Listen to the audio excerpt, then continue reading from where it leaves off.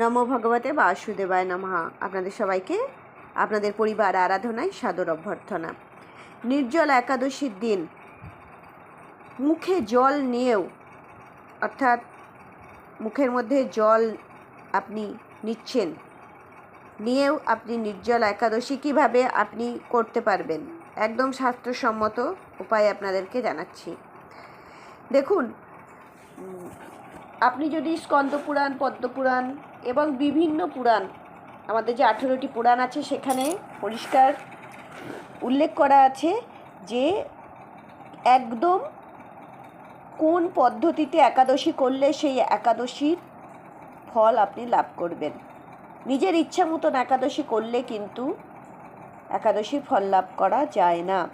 তাহলে আপনি একাদশীর দিন, নির্জল একাদশীর দিন, নির্জলা অর্থাৎ জলহীন আপনি থাকতে পারবেন, কিন্তু মুখে জল নিতে পারবেন কিভাবে? ধরুন, আপনি যে এই দিন তো দাঁত মাজবেন না, 16 বার কুলুকুচি করবেন। তাহলে কুলুকুচি করতে যেইটুকুনি জল প্রয়োজন, কুলুকুচি করলে মুখ শুদ্ধি হয়ে যাবে আপনার। আর আপনি যতবার পূজা পাঠ করবেন তার আগে আচমন করবেন। আচমন করতে আপনি জল ব্যবহার করতে পারেন, স্নান করতে পারেন। স্নানের সময় মুখে জল নেওয়ার কোনো প্রয়োজন নেই, তবে আপনি আচমন করবেন। আচমন করলে তো আর জল খাচ্ছেন না, কিন্তু মুখে আপনি নিচ্ছেন, মুখে তুলছেন জলটি। আচমন করতে পারবেন, আপনি কুলুকুচি করতে পারছেন, আর স্নান করতে পারছেন। যখন শরীর টান চান করবে একটু স্নান করে নেবেন, কোনো অসুবিধা নেই।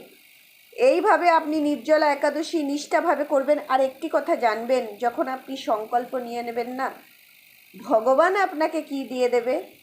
শ্রীহরি আপনাকে সেই নিষ্ঠাতে অবিচল থাকার জন্য কৃপা প্রদান করে দেবে, আপনাকে সাহস দিয়ে দেবে, আপনাকে সেই ক্ষমতা, বল, ঊর্জা এগুলো সমস্ত প্রদান করবে, এবং আপনি দেখবেন অনায়াসে কী করতে পারবেন, নির্জলা একাদশী সফলভাবে আপনি করতে পারবেন।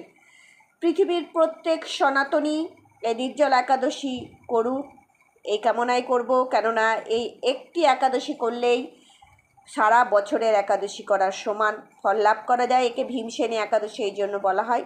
করুন, উপকৃত হন, শ্রীহরির কৃপা লাভ করুন এবং সঠিক পদ্ধতিতে করুন। ভালো থাকবেন। হরি ওম।